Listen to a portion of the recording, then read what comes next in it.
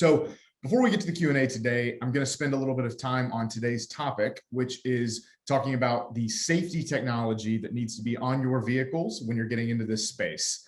And then where you can go, maybe if you're looking for the right vendors and how to find those. So if you are not aware, one of the great features about this business is that FedEx indemnifies you from liability external to your vehicle when there's an accident. So you only have to cover workers' compensation and physical damages for your driver and the vehicle. So as a part of that trade-off, FedEx also requires all of your vehicles to have certain technologies installed to make sure that your drivers get as much help as they can to drive safely and avoid those accidents. So the list is a little bit different between P&D and line haul, so I'll go through each of them separately, and we'll start with P&D.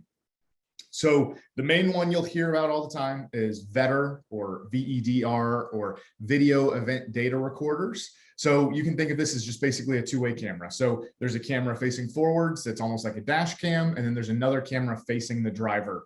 And the goal here is to capture data and video from before, during, and after an accident so that you've got a sense of what happened right before, and it could be a way to prevent future accidents or just understand who's at fault.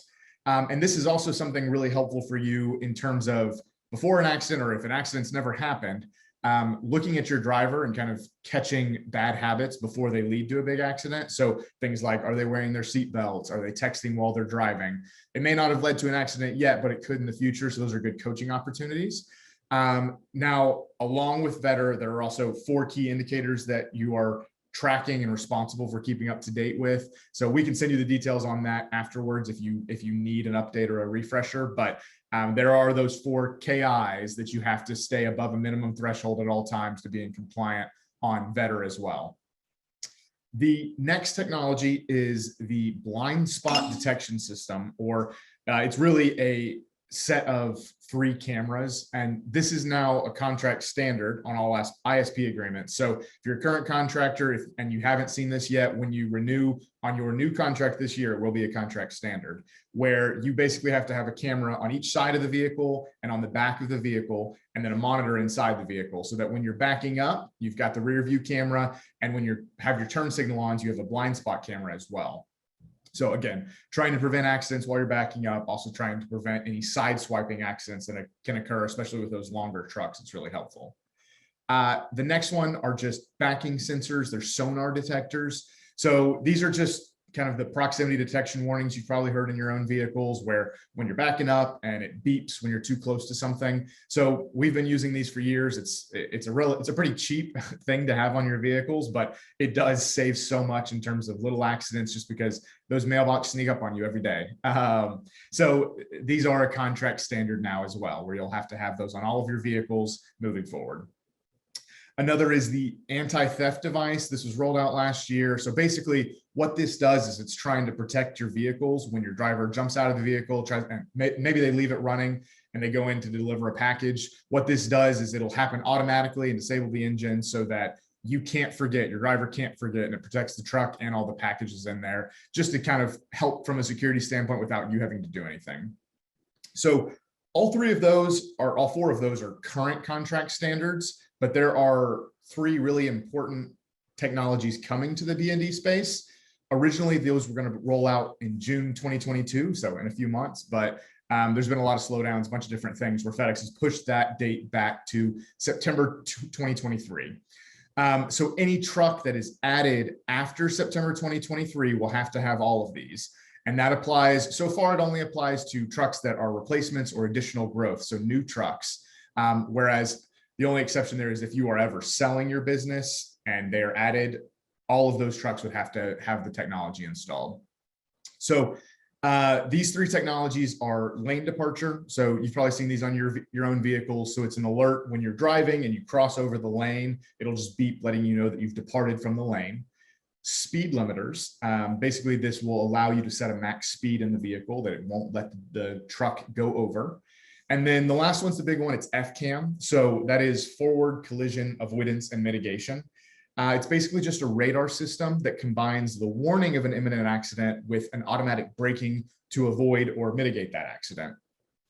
So that one's the one that is a little bit bigger, a little bit new for the P&D space. We'll talk about it in a second for line haul, but that's the one that's probably going to take more time. There's a lot of current vehicles that you can't even get FCAM on, and that's another of the reasons for the deadline being pushed back. So main thing there is just be aware of those three technologies. They're coming. You've got a year and a half, but you need to start thinking about as many trucks as you can in the next year and a half need to have that, because you know it's going to be a standard in the future. And there could come a time where they even say that any truck that has it has to convert, or you can't have it in the fleet. As of right now, it's just for new trucks, but that's always something to be aware of.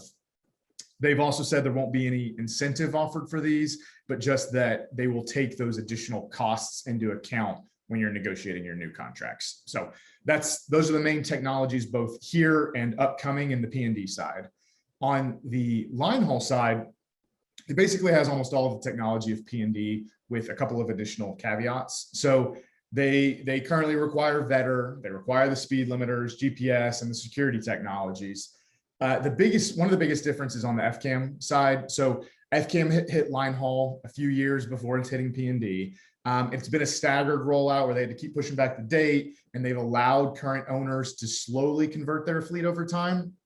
But any new tractor has to have it, whether you're purchasing new or selling your fleet.